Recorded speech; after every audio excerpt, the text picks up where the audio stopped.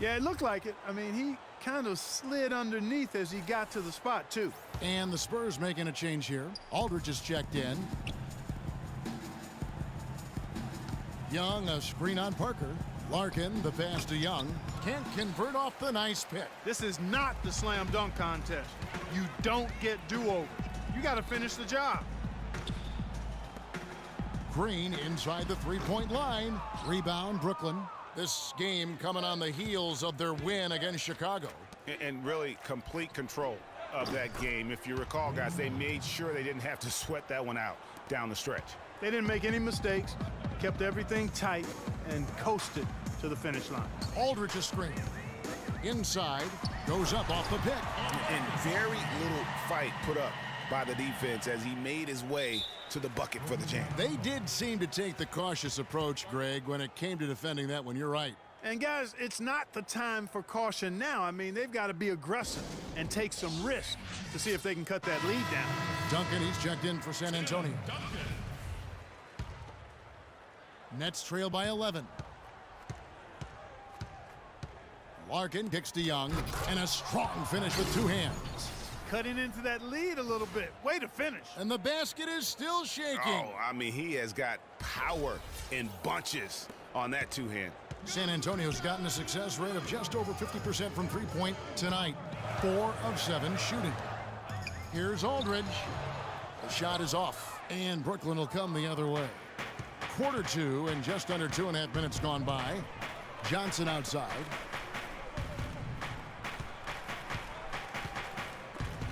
It's stolen by Green. To the middle. And out of bounds as the Nets gain possession. That is just a careless turnover. You've got to be smarter in those exchanges. Brook Lopez is checked in for the Nets. Injuries have certainly taken their toll on Bargnani, culminating in disaster last season. Greg suiting up for only 29 games, the fewest ever in his career. Yeah, I mean, he had a series of leg injuries, the hammy, the calf. Really unfortunate part about it is that he has so much talent, but yet really to develop that on the floor because of all the issues. Screen by Duncan. And Parker, here we go. Once again off the mark by San Antonio. Duncan kicks to Parker. Diaw, the screen. And here's Green outside. Reverses. Rejected by Young. But they get it back. Aldridge. And a big bounce off the rim, but it sinks right in. Aldridge has got the lead up to 11 now for the Spurs. And in thinking about Bargnani's impact, he's a guy who can generate points from every spot on the floor. Three-point range, converts at the rim. He's about 7 feet tall, 250 pounds, and shoots free throws like a guard. Now here's Johnson. Boom, he jams it straight down. Nothing fancy there. Didn't need it. Nope, his only concern right now, Clark, is getting the points on the board, and I don't mean style points. I like the simplicity. Well, there's also style just with the fact that he's able to have that kind of a finish, though. Still, I like that pretty one-handed flush. And talking about Bargnani last season, he was actually generating efficient numbers when he was healthy. I mean, way up in field goal percentage, three-point percentage. I would love to see him remain healthy and have a chance to quiet the doubters. He just has not been able to get into that groove yet, guys, but as a whole, it hasn't affected them too much. And Young kicks to Lopez. Lets it go from 14. Green with the ball. He's picked up by Lopez. It's Aldridge penetrating. So he gets the whistle. Contact on the way up, and 2 shots coming up. And for LaMarcus Aldridge, always praised for his terrific shooting. His rebounding, as we know, Greg, has always been fantastic. Over the past 2 seasons, he's averaged double-digit boards. And that's why so many teams wanted him in this last free agency period. His ability to put points on the board as well as clean the boards. What a deadly combination. Manu Ginobili, he's checked in for San Antonio. The Nets also changing it up. Robinson's checked in for Young. Brown comes in for Wayne Ellington. And Donald Sloan subbed in for Shane Larkin. Nets trail by 11. You know, on the topic of Aldridge's rebounding, I mean, he doesn't do it by banging people around. He does it with positioning, timing, and length. And you can say that about most of his game. Quietly, effective, and impactful. Yeah, exceptional play there to take the bump and still get it to fall. I like to call that stick-to-itiveness, Greg. Getting everything he possibly could out of that play. Nicely done. Good call. Kawhi Leonard's checked in for Green. And guys, going back to Aldridge, last season was a difficult one for him. He had the torn ligament in his left thumb, but still fought through it to become the Blazers' all-time leader in rebounds. That's outstanding hang-time improvisation right there.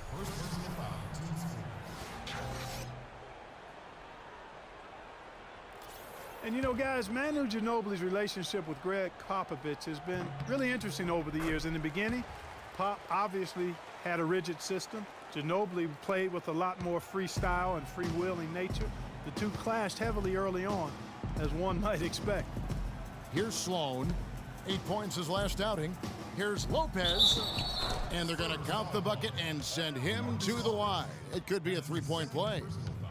No clue how he got that one to fall. And that was not a soft foul he had to get through, Greg. I mean, he had to really power that one up and in. Getting back to Ginobili and Popovich, everyone thought Popovich would break Ginobili of his reckless ways, but in fact, you know this, it was the opposite. You know, Pop recognized he had something special in Ginobili, and it ended up changing his own philosophy, I mean, which I think speaks to the greatness of Greg Popovich. I mean, he was quoted as saying, you know, he does things, Ginobili, that win games. It taught me to watch a little bit more and not be so micromanagement-like, and not sure Pop's ever said that about anybody else. Johnson dishes to Robinson. Back to Johnson from 20 feet out. And that one comes up a bit short. He's going to play his way right onto the bench and out of the game if he continues to shoot it like he has so far in this quarter. Leonard with no one around. Here's Aldridge. Robinson pulls it in. And this quarter, he has clearly been off the mark. Johnson outside.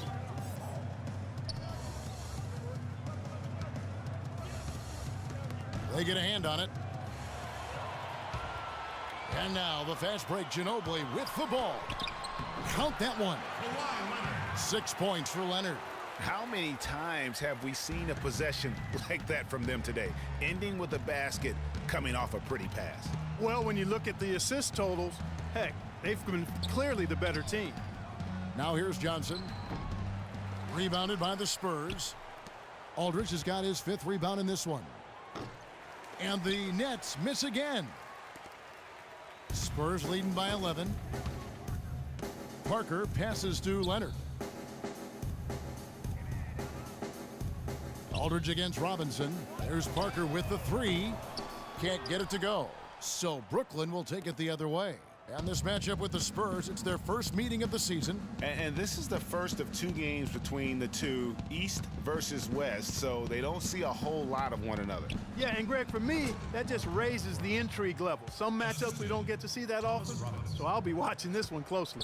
San Antonio's gone 1 of 4 from three-point range in the second. Not a whole lot dropping out there for them. And Thomas Robinson has been on a lot of teams here in his short time in the league. Not easy to find a spot when you're always getting moved. The Nets making a switch here. Bogdanovich is checked in. All right, fans, one more time. Keep it going for your Silver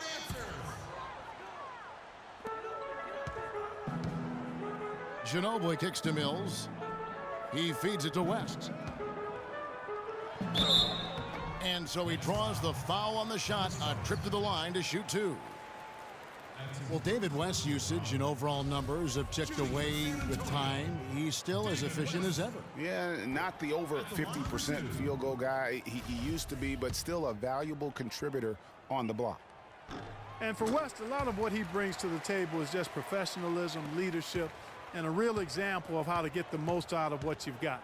He keeps everybody on the team focused, too. When he speaks, guys listen. Now, here's Lopez. He had an 18-point outing in the last game against Chicago. Lopez a screen. 5 to shoot. The offensive rebound. Kicks it to Bogdanovich. Pass to Robinson. And it's good off the back of the rim and in.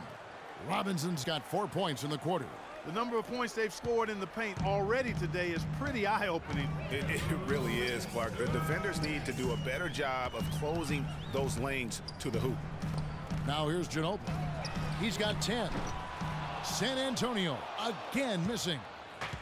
West guy's still very strong as a player, but clearly it's his leadership that sets him apart. Does all those little intangibles that help teams win games. Lopez inside. West is there. And it's in after a nice bounce off the right side. And that's 11 points for Brook Lopez. Crafty pass work there, getting it down low for the easy deuce. Picked by West. Mills dishes to West. And foul called as he misses. He'll go to the line and shoot two. And for David West last season, the thought was he might increase his production with Paul George out, but the opposite happened. West suffered his lowest scoring output in a decade, only 12 points per game on 47% shooting. Rough showing for the former All-Star. Bargnani has checked in for Lopez. Well, Greg, getting back to West, even though his scoring was down, his playmaking was up. You were talking about that. Clark, 3.5 assists a game last season, by far the highest number of his career. Yeah, one of the very best pros I've ever been around. He's very smart, he's tough, he's all about team, and, you know, he makes things happen. Impacts winning in a lot of ways, and those assist totals indicate that. Really nice job to convert the putback opportunity there. I mean, he stayed with that play from start to finish. That's something we say about him a lot. There's the pick. To the inside. Terrific assist, a nice finish. Solid play all around. Textbook, nice pass, great catch, even better finish. Sloan passes to Robinson. Brown kicks to Bargnani.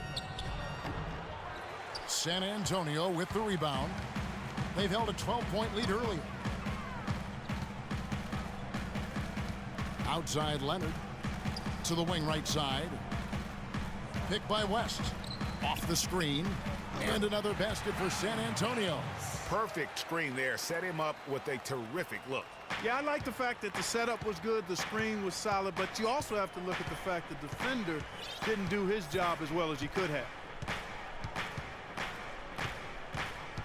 Here's Sloan. He's covered by Leonard. Fades away. Can't hit.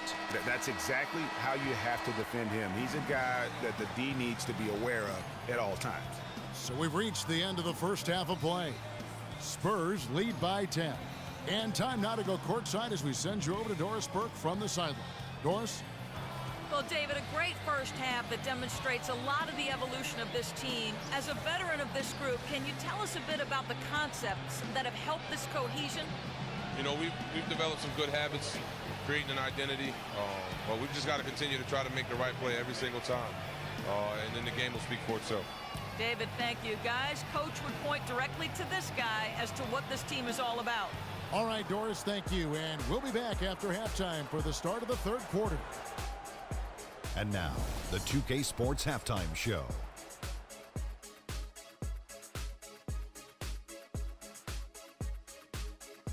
Welcome back, everybody. It's the 2K Sports Halftime Show. Ernie Johnson along with Kenny the Jet Smith and Shaquille O'Neal. San Antonio did not hesitate to set the pace. They didn't wait long to put together a 9-2 run. They were making a lot of tough plays look easy. As the first quarter came to a close, however, they found themselves up by just 4. In the second quarter, they faced a much tougher challenge, but they intensified their efforts and pulled further ahead, finishing 10 points up at the half. And Shaq, what are your thoughts on how San Antonio played? You know what, Ernie, I got to stand up on this one. I salute to their bench. Man, once the starters came out, man, the others just came to life. You got to love seeing that kind of contribution come from the others. Man, they look beautiful tonight. And Kenny, what are your thoughts on Brooklyn? Their inaccuracy from behind the arc was brutal. Shot selection, I didn't see any. The perimeter offense they're running, you could scrap that. And that's it for halftime as the second half is just about to get underway.